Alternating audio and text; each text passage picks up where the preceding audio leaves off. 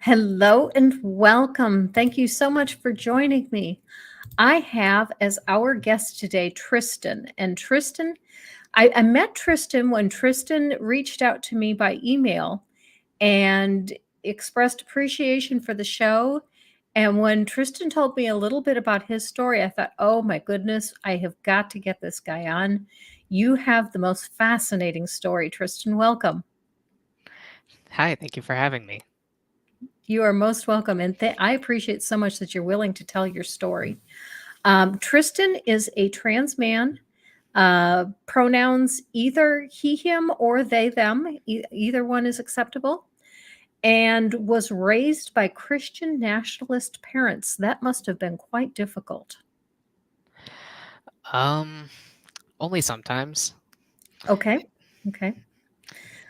Let's start out by just telling us a little bit about yourself and what you do now and how you are doing now, and then we'll go back into your background.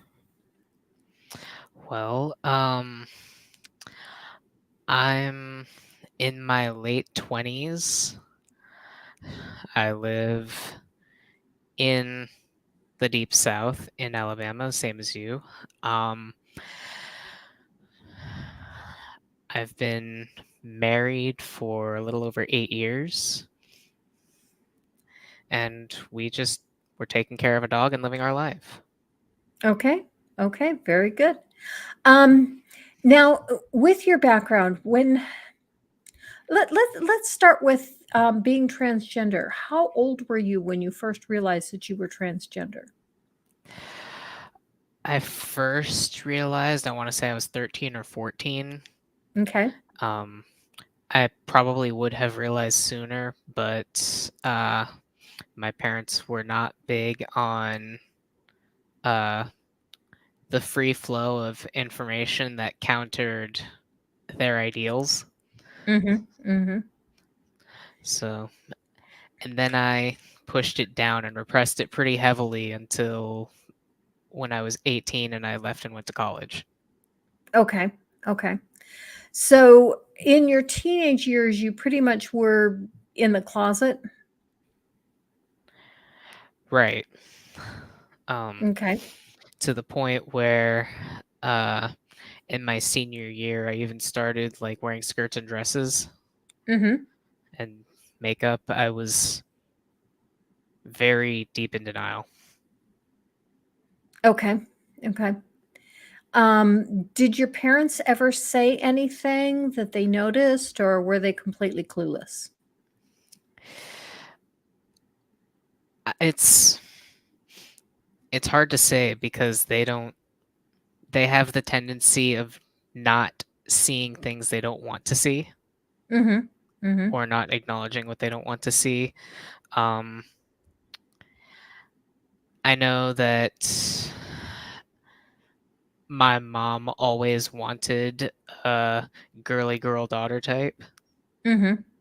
So uh, I know she was at least disappointed by my quote unquote tomboyish nature, Mm-hmm. but I think they were more upset about how much black I was wearing. Oh, really? Yeah. Um, Were you I goth? was I was very big into, I don't know that I would put a label on it so much as just I really liked black clothes and Mm-hmm. loud, angry music. Mm. Mm-hmm. How was that for your mental health? My mental health was kind of abysmal. Okay. Um, That's understandable. a lifelong struggle with depression and anxiety. Um, and thanks to counseling and medication, I'm doing a lot better. Well, that's good. That's good. So when you went to college, were you able to come out of the closet, or did you come out at school but not at home, or what did you do when you were in college? So I went to Auburn right out of high school, and in my second week, I joined their I discovered and immediately joined their LGBT group. Mm-hmm. And then I, from there, was pretty much out to all my friends. I went and stayed with my parents over Thanksgiving break, and when I left them a letter. Um, and then I heard nothing back from them for 3 weeks until I ended up calling my dad, Mm-hmm. full of anxiety.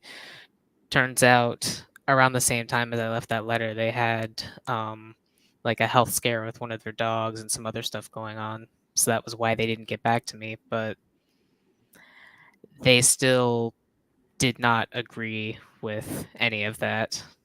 Mm-hmm. So basically, they were in denial. Well, my dad told me God doesn't make mistakes. And Did you ask him about kids that are born with cancer? I didn't bother. Mm. He's a young earth creationist. I don't think I could logic him out of anything. Ah, okay. I certainly get that. Mark Caesar asks, you have a reasonably deep voice. When did you start using testosterone? What is it, August? So next month will be 6 years off and on. Oh, okay. Okay. I thought you were about to say 6 months, and I was going to be in absolute awe because my son went on testosterone and had some serious issues with trying to obtain it. And the big issue was that at the time he was a student and he was seeing a doctor in Huntsville, but going to school in Auburn and couldn't get the medication in Auburn because it's a Schedule One drug. Um, Right. and he finally gave up and stopped using the testosterone. But the one thing that he has a real issue with is his voice. And he cannot get his voice, he consciously tries to make his voice as low as possible, but he cannot get it low enough that he can pass as male. And but even when he was on the testosterone, he was on the testosterone for about 8 months, and we never really heard a difference in his voice. Well, for me, a lot of the changes, when I did my research online, they said, oh, expect all these big changes that'll flatten out after about 3 to 5 years. But most of the changes that I've seen have really started in that 3 to 5 year range. My voice was pretty consistently much higher than this up until about the last year or so. Oh, really? So it took years for your voice to drop. Right. But Okay. I know that it's not the same for everybody. For Mm-hmm. example, I knew someone, his voice dropped pretty quickly, but it took him a lot longer than it took me to, grow more hair. Okay. Okay. Yeah, that was my son's experience as well. Is part of his frustration was he had a friend that his voice started dropping after just 3 months on tea, and so he was surprised that he did not get the same result. Okay, so kind of works different for different people. Right. Okay, okay. So you came out to your parents, but they just basically didn't believe you. They denied that you were transgender. Was there a lot of tension between you and your parents for the rest of your days in college? I actually I dropped out of college the next semester due Okay. to mental health reasons. Okay. And there was continuing tension beyond that. Mhm. One time, my mom uh, basically made me promise, which kind of invalidates the point of a promise, that that I wouldn't She start. gave you an offer you couldn't refuse. Exactly. But she had asked me not to start tea for 10 years Mm. to make sure that I really, really wanted it. I lasted 2, Mhm. and I don't regret it. I'm not at all surprised, but yeah, I'm sure she swallowed all of the stories about how that was going to ruin your life. She called me a And trans woman once. so your mom doesn't even know who you are. Or she doesn't know what she's talking about. Mm-hmm. Mm-hmm. Okay, let's go back into your background when you were growing up. First of all, church. Did you go to church every Sunday? I did up until I was about 13 or 14. Okay. My dad. And Oh, sorry, go ahead. I was just gonna say, what church did you go to? Not Uh, necessarily the name of the church, but the denomination. um, Mostly Lutheran churches, Oh, okay. and Methodist. Okay. I'm a little surprised because the Methodist church tends to be a bit more liberal, and the Lutheran church also is very mainline, and I don't think I think of Christian nationalists as being more of the right-wing nuts and being more in like the NIFB and some of the more off the wall churches rather than the mainline churches. So they're even in the mainline churches. Well, my parents stopped going to those churches because they just couldn't find one that agreed with what their beliefs were.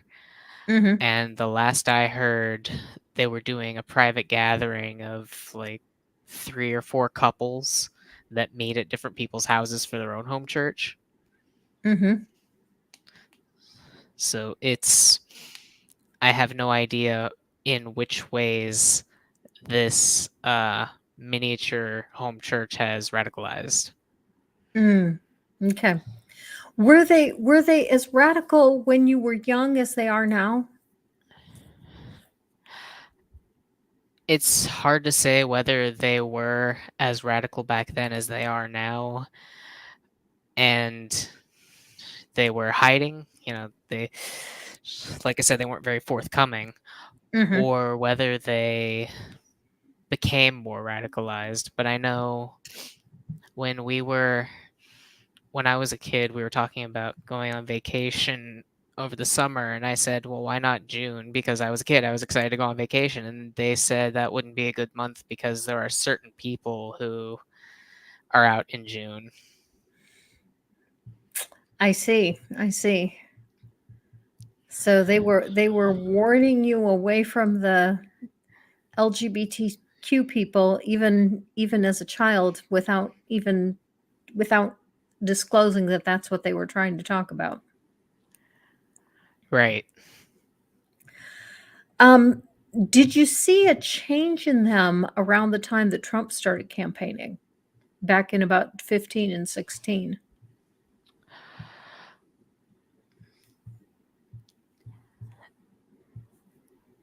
It's hard to say that that's what caused the change in them Mhm. because that's also around the time I really started having less contact with them.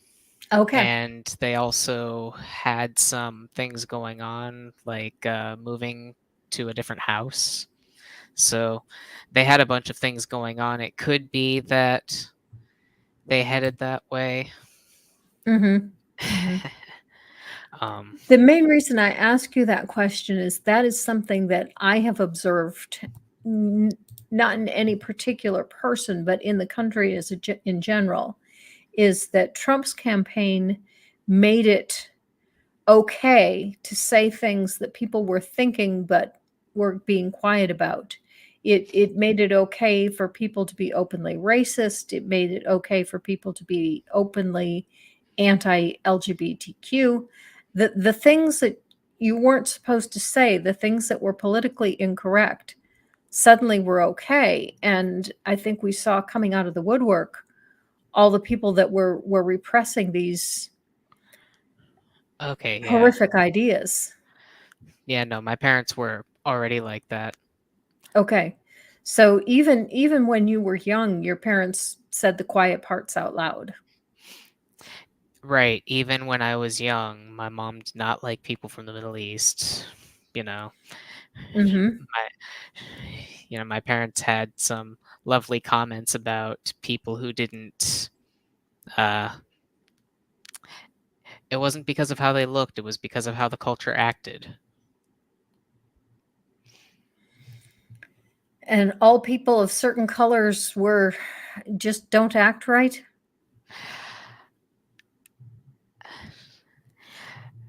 The the argument was, if I see anybody, regardless of skin color, in a sweatpants and a hoodie, I think they're a thug. Mm. Mm.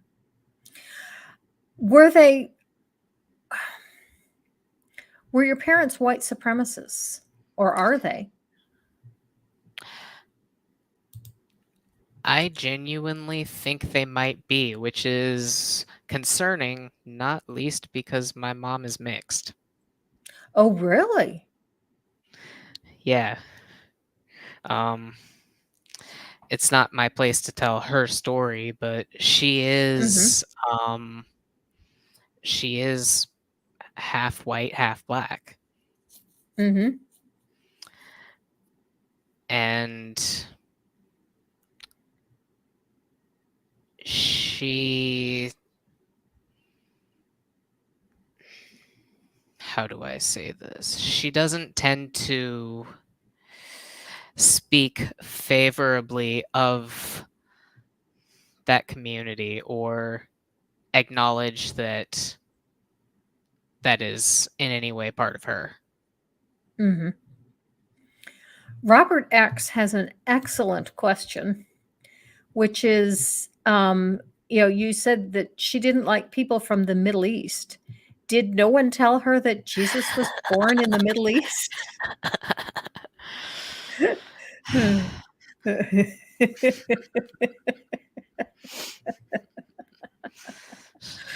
Uh,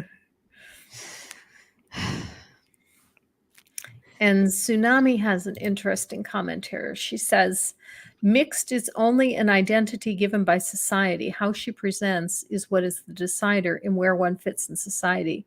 If she presents as white passing, it's more likely she will accept white supremacy. I will say she definitely made sure to flatten the accent and what I think is the liveliness from the way that she talks, Mm-hmm. and the way that she carries and presents herself is very almost stereotypically Midwestern. Stereotypically Midwestern white woman. Mm-hmm. Mm-hmm. And I Oblivion appreciate says, no, but the Middle East was different back then.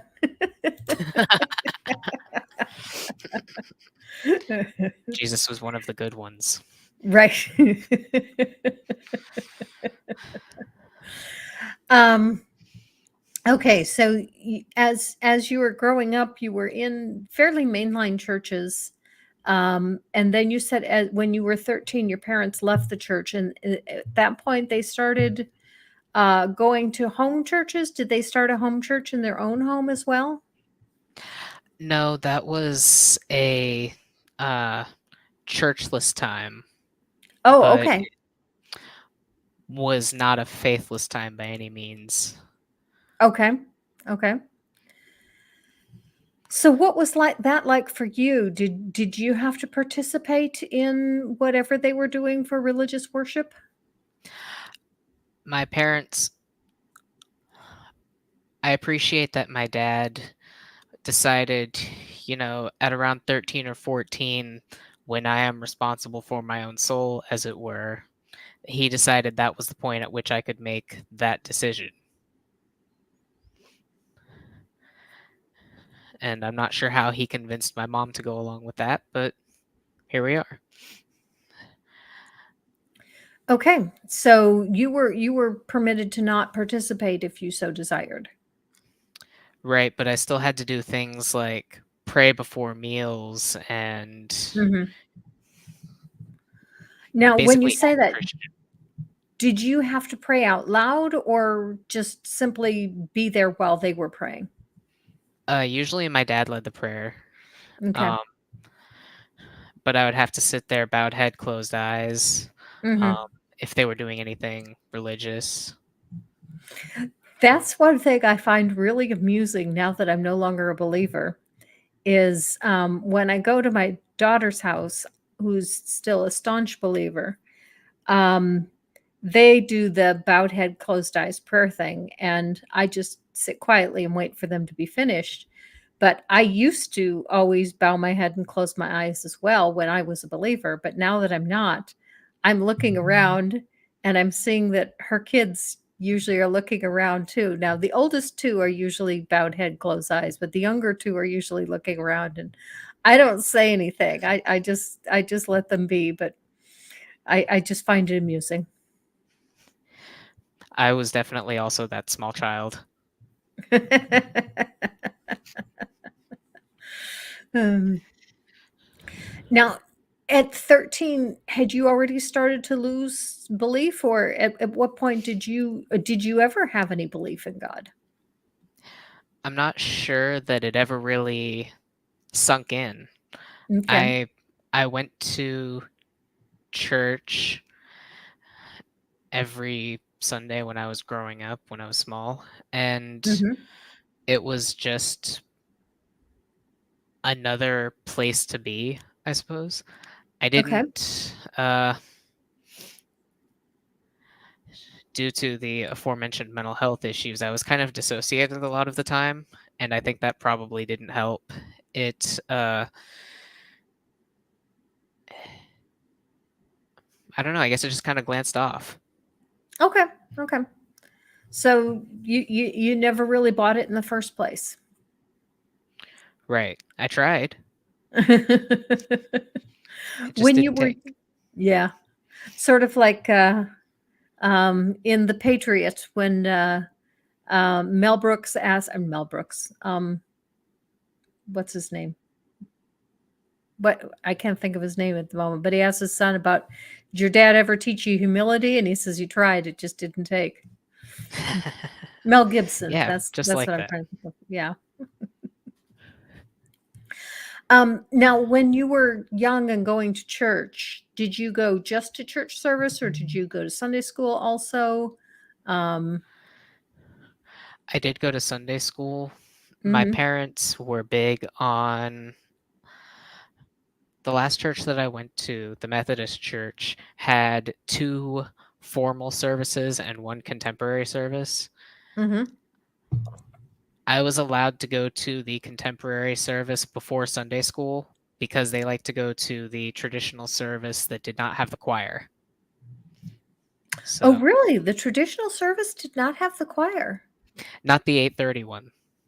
The 11 Hmm. o'clock one did. Because most churches are the opposite. Most churches have choir in the traditional service and a praise team in the contemporary service. Well, they had the 11 o'clock formal service had the choir, but the 8:30 formal service was. Okay, you cut Yeah. out there a bit. Oh, sorry. The 8:30 formal service didn't have a choir, but the 11 o'clock formal service did. The Okay. contemporary service had speakers and a projector. Okay. Okay. Amber says they weren't required. But it was just too early for them, I guess. Yep, I guess so. That's the one thing I do miss from church is singing in the choir. I really enjoyed singing in the choir. So, did you do the VBS thing when you were a kid? I did. Mhm. Actually, there was one year where my dad was one of the leaders for one of the sections. He got really into it because he got to be a mad scientist. Oh, okay. Is your dad, well, I was going to ask if your dad was in some kind of science related field, but you mentioned your dad is a young earther, so I would guess no. He did 20 years in the army. Okay. Okay. Do you know what his MOS was? He was an instructor pilot. Oh, wow. Okay. So he believes the Earth is young, but at least he believes it's round. Okay. Okay.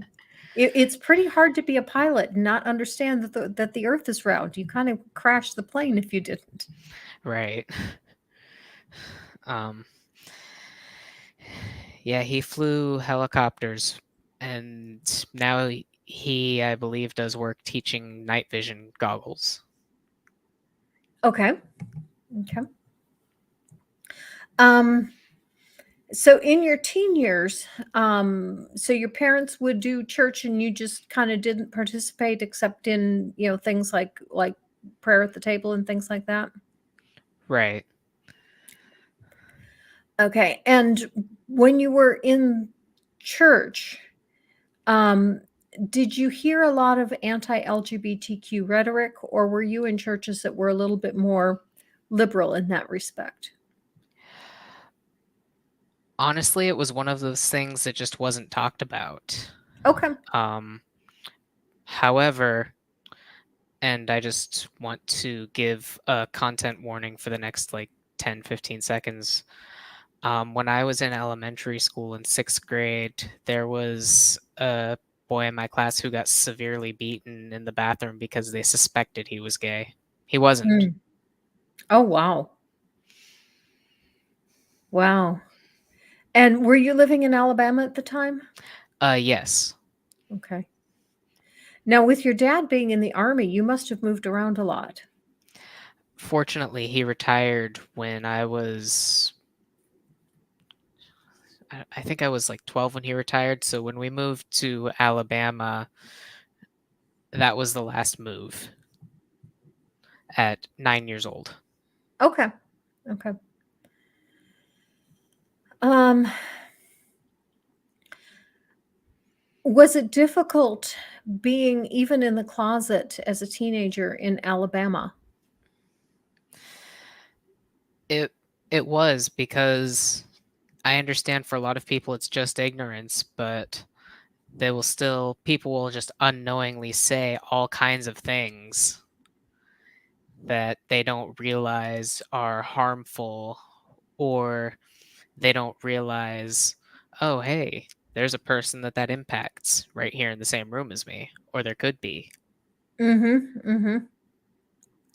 My son told me a similar story of my son delivers pizzas for Domino's, and they hired in a new person who said, "Did you know that at Walmart there's a transgender working there?" And my son was there, but was not the person being addressed. And the person being addressed said, "We have people here who are transgender too." And I'm one of them. It was a trans woman that he was talking to, and he was just blown over. "You're transgender? Oh my god."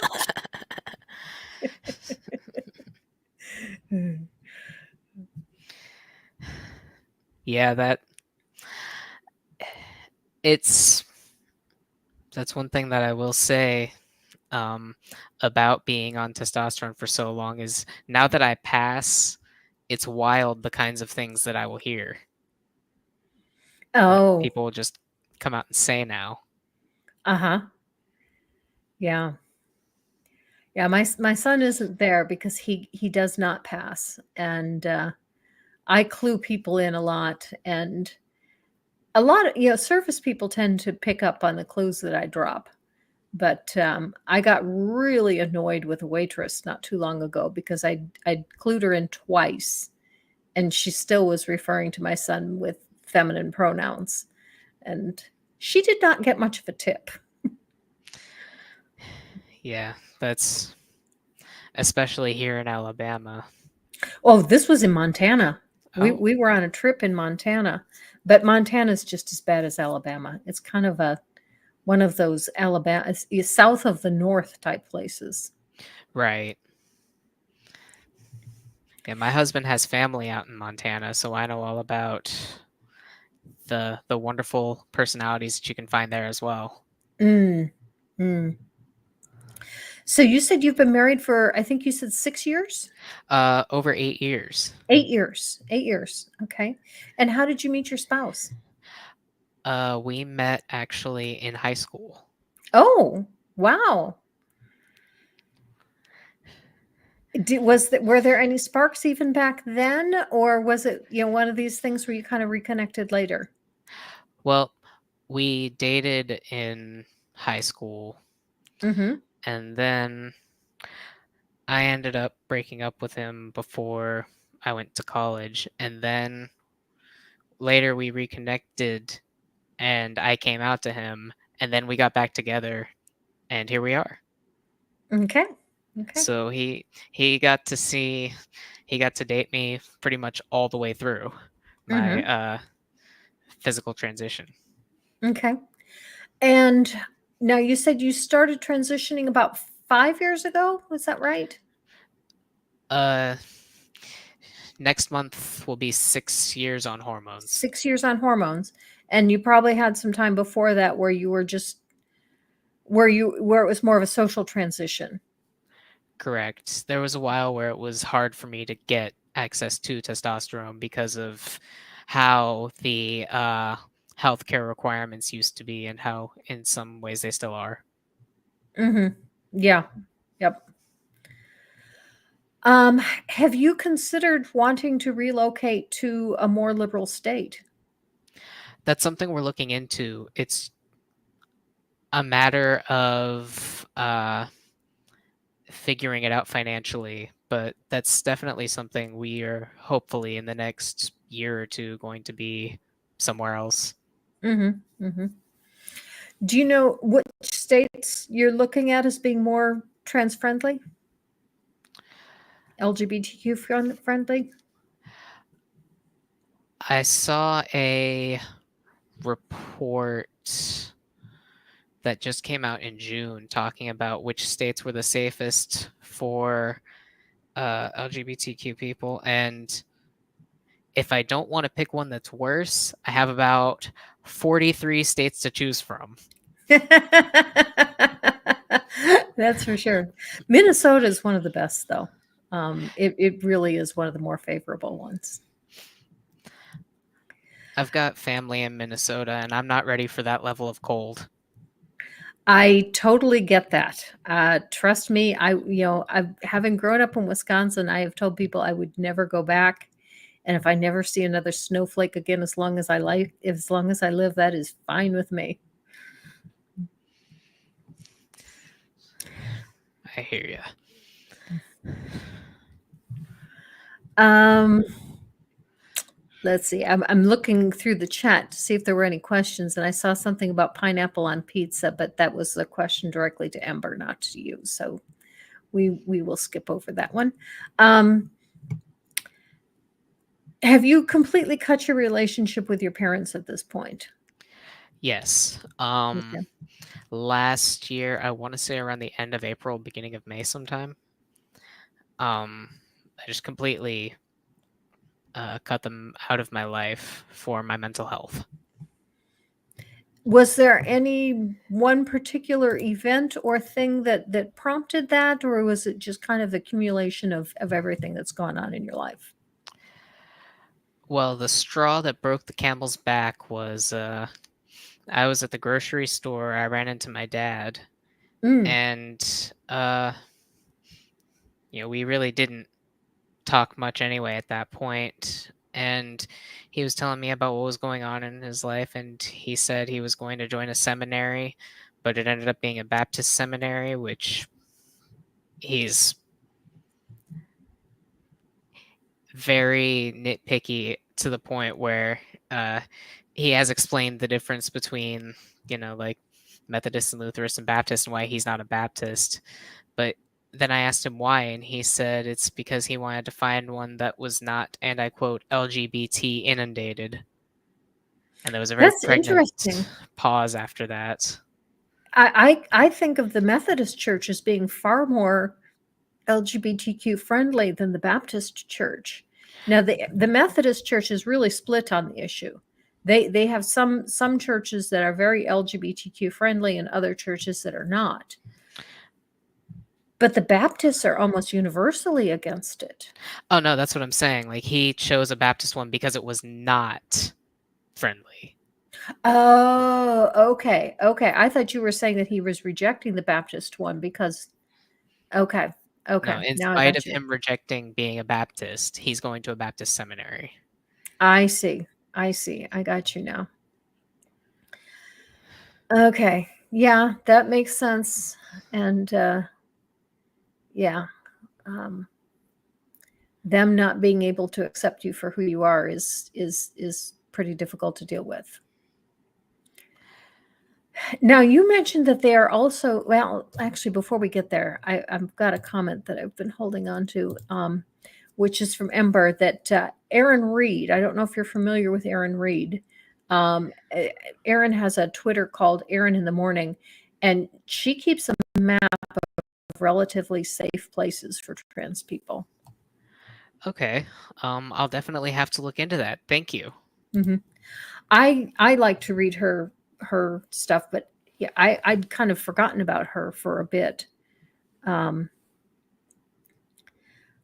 Clement Green is asked, "Is my son gay?"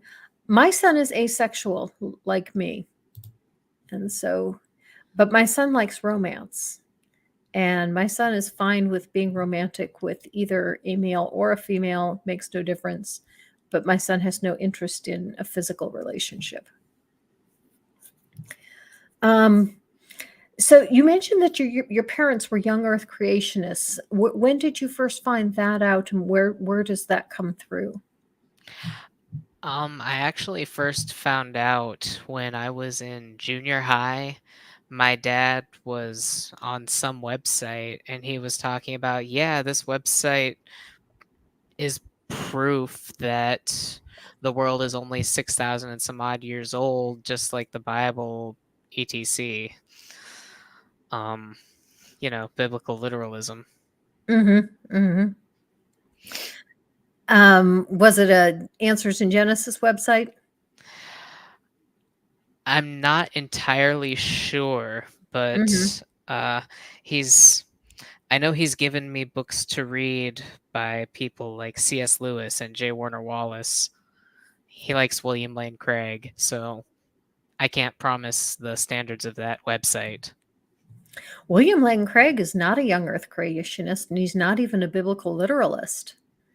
I'd be interested in seeing your dad listen to William Lane Craig talk about Genesis 1 through 11 as being mythohistory. Um, Ooh. yeah, because he recognizes that evolution is real and that the flood never literally, there was no literal global flood, and so he says all of Genesis 1 through 11 is mythohistory. It's a mixture of history and mythology, and trying, and someone even asked him, can you tell which parts are mythology and which parts are history, and he said no, it's impossible to separate out. I will say, for all fairness, my information on my dad is likely outdated. Okay. Um, Although Clement Green also says that William Lane Craig says that the Earth is only 10,000 years old. That's interesting. I have not heard that one. When you were in high school and you were learning about evolution, did your parents tell you you're not supposed to listen to these things? Don't believe these things. These aren't true. Actually, when I was learning about evolution, due to us being in such a rural part of Alabama, we our teacher made the caveat, this is not political, this is not a discussion, this is just what we are required to teach. And so we learned the bare bones minimum, and my Ah, parents didn't really get too heavily into that. interesting. Interesting. And this was in a public school? Correct. Wow. Wow. My son was told that evolution wasn't true when he was in junior high in most of high school, but my son was at a private Christian school. And the place where my son got the correct teaching is that my son also took AP biology, And AP biology has to teach the curriculum that the state gives them to teach. And so the teacher had to teach about evolution and did exactly what you were talking about, which was saying, okay, this is in the curriculum to teach this, but this is not consistent with our religious beliefs. But they got a very thorough teaching on education on evolution. And the oh gosh, I keep forgetting the name of this video clip that had such a profound effect on my son, and I'm sure someone in the chat will tell me what it is. It's the professor that's the ape, and he's arguing with the guy, and the guy is saying, we don't have the missing link, and he says, yes, we do. The missing link is and he mentions Homo habilis, and there we go, Futurama. I knew someone would have it for me. Futurama. When my son saw that video, he realized that what they were teaching him in AP Bio was true, and what they were telling him on the side was not true. And it's Dr. Banjo. Okay, very good. Thank you very much for helping. I cannot remember the name of that. I do not know why. Probably because it didn't have the same impact on me that it did on my son. As an aside, Hmm. did you know that Futurama, they actually came up with a new mathematical equation for the show for an episode where they had people swapping bodies and they could only swap that way once, couldn't swap back to the same person. They had to come Oh, up with a really? whole new formula about it. They were a bunch of, I believe, like people with physics degrees and math degrees and things like that on this team. Tisha Snyder says, my mother, who was a second grade teacher, stressed out that evolution was a theory without understanding what a scientific theory is, and she implied that it was an educated guess. Yeah, there's a lot of that going around in the young earth creationist area. Did your parents ever take you to Ark Encounter in Kentucky? No, which Okay. is surprising because I used to live in Fort Campbell, which is in Kentucky. But I'm not sure if the Ark was there back then, because the Ark is only about 10 years old. oh, I is think it? it was built when you were in your teen years. Oh, okay. Then that would probably be why. Hmm. Um, I just yeah, thought they might have taken you there while you were in high school. no. Is, did your mom ever feel like you were not getting enough Bible teaching? Did she feel like you needed to, hear about Jesus and so forth? My mom threatened to send me to military school. Your mom wanted to send you to military school, huh? Yes. I take it Um, your dad didn't agree. he did not. It was because I was failing one class in 7th grade. Mm. But actually, there was one year, 5th grade, I was homeschooled for part of the year, and it ended up being so disastrous that we didn't even last the whole year. Oh, really? Yeah. Was that because your parents were not very good teachers, or there was a disconnect between between you, or what happened there? Um, my mom is very invested in my well-being to the point where she became a helicopter parent. And Mm. so when she was put in charge of my education, one of the things that she had me like graded on was my contact, my sorry, my behavior, my conduct, Hmm. not just during quote unquote school hours, but the entire time. Oh gosh. Oh goodness. So you could fail math because you didn't do the dishes. No, like it was its own separate grade that I could fail for not doing the dishes. Okay. Okay. Uh, Well, at least they gave up on that and let you go back to school. On my first day back at school, um, school shut down early, and I ended up getting picked up because there was a tornado. Oh, okay.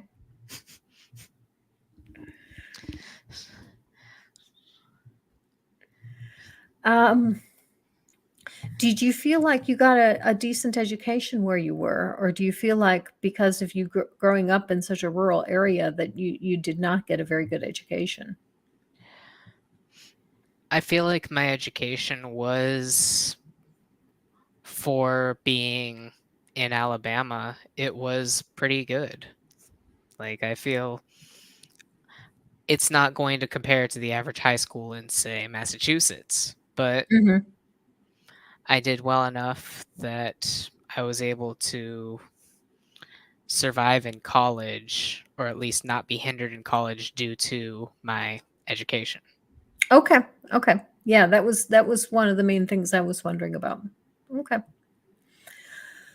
Um, what are your goals in life right now? My goals in life right now are to be just like to have a stable life, be happy, and just be good to people. Okay. Okay. How about career goals? Where do you want to see yourself from now? I honestly, I don't know.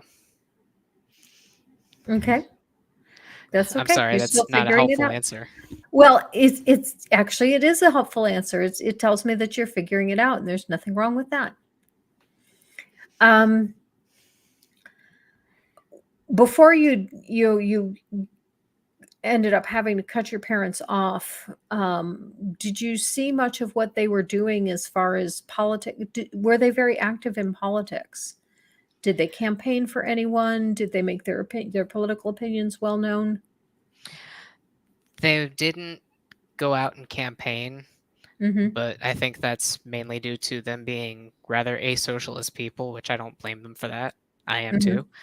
But they definitely were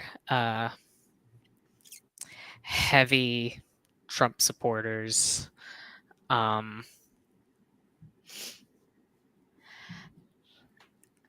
they, my dad had talked about being part of some libertarian group that's focused on Second Amendment rights, where they start in prayer before every meeting. Were your parents into having guns? Yes. There were a lot of guns in the house. Not as much while I was growing up, but now that, I think probably because my dad's retired and has more time and ability to devote to these things, they definitely have a handful of guns. Okay. Do you have any siblings? No, which I think is probably fortunate. Well, yeah, that could go either way. If you had a supportive sibling, that could really have been helpful for you. It was a difficult pregnancy for my mom, so she wasn't willing to risk herself to have another child, but Mhm. I think that if she had, I can't guarantee that the other child would have turned out as I did. Mhm. Mhm. Mark Caesar asks, "Is it safe to be anything but Republican in Alabama?" That makes a big difference where in Alabama you are. In the area around Birmingham, that actually is a Democrat area. And a big part of the reason why Birmingham is much more heavily Democrat is because that's where the greatest population concentration of the black population is. And that area tends to be Democrat. Where I live is it was red when I first moved here, and it's purple now. There's getting to be a lot more Democratic representation where I live, and that's because of the education level of people here. Huntsville is now the biggest city in Alabama. It overtook Birmingham at the last census. And there are a lot of defense contractors here. There's a high population of engineers and college educated people. And as that has been turning, it has been becoming safer to be a Democrat here. So, in fact, I was even looking at getting a Harris yard sign and putting it out in my yard and seeing what happens. And just a block from where I live, a state senator was elected who is a Democrat, and she ran entirely on abortion. We're not going to let the Republicans take away abortion rights, and she got elected. Just very close to where I live. I imagine it's a little bit different where you live since you were in a much more rural area. Yes. It's people are slowly becoming more accepting of things like, people who are not straight, but it's still very heavily Republican, and I think some of that also has to do with there are people. I have met people that have not left this little part of the state. That some of them have never left their hometown, basically, except maybe to go to the next big town over to buy something from Walmart. There are a lot of people of various demographics who are Trump supporters because they believe that the economy was better under him. And yeah, they're just That's not willing to look understandable past. for this election, but when he got elected the previous time, he ran primarily on the economy, and no people had no such experience with him. I'm not sure why he was elected, but then again, he wasn't sure why he was elected. He really wasn't expecting to. The emails, the breaking of the email incident with Hillary Clinton was the clincher that got him the win. And of True. course, abortion was the primary thing that he ran on, that he was going to get rid of Roe v. Wade. And he did. A lot of people criticize him for claiming victory in that, but it really was him because he's the one that appointed 3 justices to the Supreme Court to ensure that Roe v. Wade would be overturned.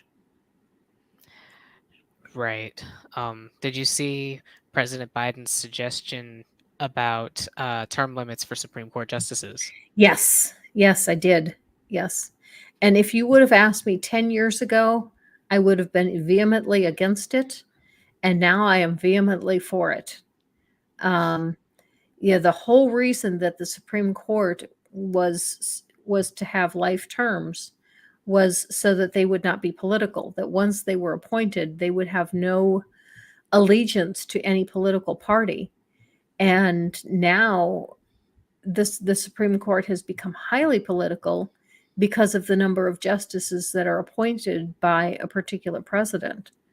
And yeah, it's the Constitution kind of got overrun, but we're going to need a constitutional amendment to fix that. Correct. Unfortunately. And those are very hard to get. It's not going to happen in my lifetime. I don't know. I mean, look at all the unlikely things that have happened just in the last 2 years. True, but once to get a constitutional amendment through, first you have to vote on it, then it goes to the states, and 2/3 of the states have to ratify it. And if you don't get the ratification, that's why the Equal Rights Amendment never got through, because they were a state short, and it eventually died. But it takes so long to get each state to vote on it. Okay, yeah, I hadn't thought about it like that. Yeah. But it can be done. You just need a massive campaign where you're bringing it out in all of the states. But I don't know. I don't know if they could push that through. There's a lot of states that I'm not sure if they would accept it. But we'll see. We shall see. Um, so, as it sounds like your parents are kind of nutty, but they don't really push their ideas on other people too much. Not in a very, it's strange. They're not very evangelical for everything else. Mm-hmm. But whenever they are in conversations, even with their friends, like my dad had a work friend that apparently doesn't like him much anymore, that they would go back and forth all the time, and my dad insisted that he was not a Christian because he's Catholic. Yeah, I've known a lot of people that feel that way, and that's the general attitude among a lot of Protestants. They're very divided as to whether Catholic people really count as Christians or not. Does religion play any part in your life now, or do you just kind of ignore that? Well, religion doesn't really play a role in my life. My husband is a Christian, but Oh, really? Okay. yeah. But obviously he's one of the more More liberal reasonable. ones. Yes. Mm-hmm. Mm-hmm. He's one of the ones that does not believe that the country was founded as a Christian nation and we need to abolish the separation of church and state. Well, that's simple reality because we were not founded as a Christian nation. Right. Freedom, not just of religion, but from religion. Mm-hmm. Mm-hmm. Is there anything else that you would like people to know about you that we haven't covered yet?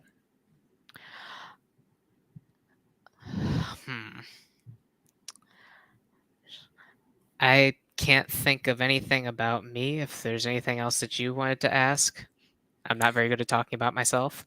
Okay. Okay. That's all right.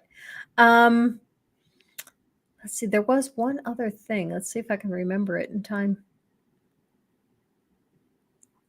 Do you watch much atheist content on YouTube?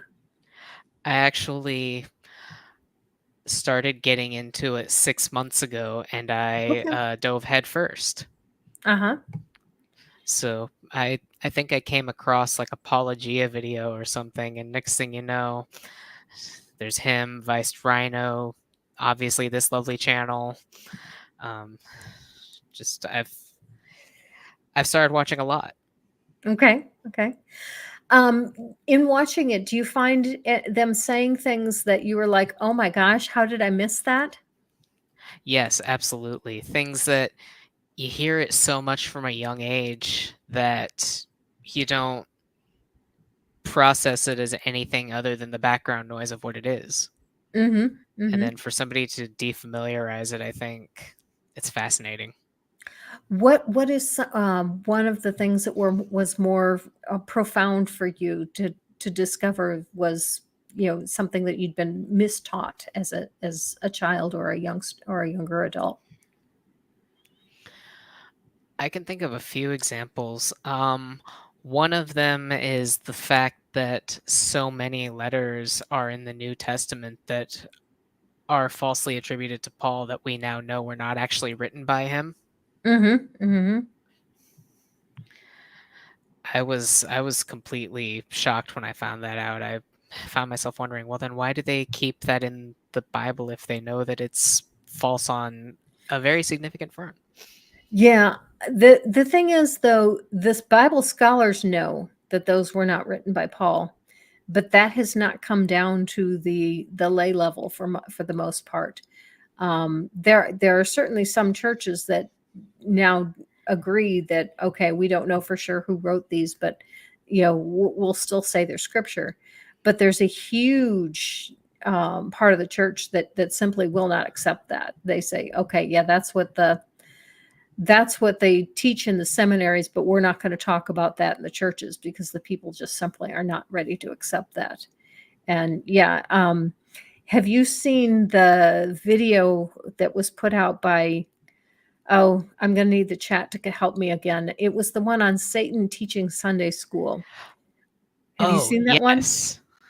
That one Yes. is so good. And he is so right about how, the seminaries teach these and the pastors know this, but they will not tell their congregations this because they know the congregations will not accept it. And I think that that is a pretty good parallel to a lot of things that go on in the church. And it's called Satan's Guide to the Bible. Yes, yes. Mhm. I I know the other question I wanted to ask you, and that was about, when you told your parents that's it, no more, did your I imagine that would have caused your mother a great deal of grief. Did your mother try to reach out to you again? no. Okay. I think once that was it, that was it. Mhm. I'm not the first person to cut off contact with my mother and her family, Oh, oh, that's interesting. so I think she had the background of knowing what all that entailed. Okay. Okay. But even though I don't talk to them and I don't wish to see them again, I do still hope that they're doing okay, that they're living a good life that's not harming other people. Of course, of course. And I'm sure you wish the best for them, and I'm sure you wish that somebody would get through to them that, that they've been fed all these lies and that they've swallowed all these lies. If they reached out to me and apologized and tried to reconcile, I would accept it. Oh, okay. Very good. Very good. So, Tristan's parents, if you are listening, if you're willing to accept your son for the person that he is, the nice, handsome young, I assume handsome, all I'm seeing is a avatar though, but for the young man that he is, you can have a relationship with him, and then you've got to choose, which one do you want? Do you want your son, or do you want to be a bigot? And we are out of time, and I think that's a pretty good place to end it. Just to let people know what's coming up next week, there will be no stream. I am going to be out of town visiting my grandkids, and so we'll be back the following week. And let's see, I believe my guest the following week is going to be Daniel.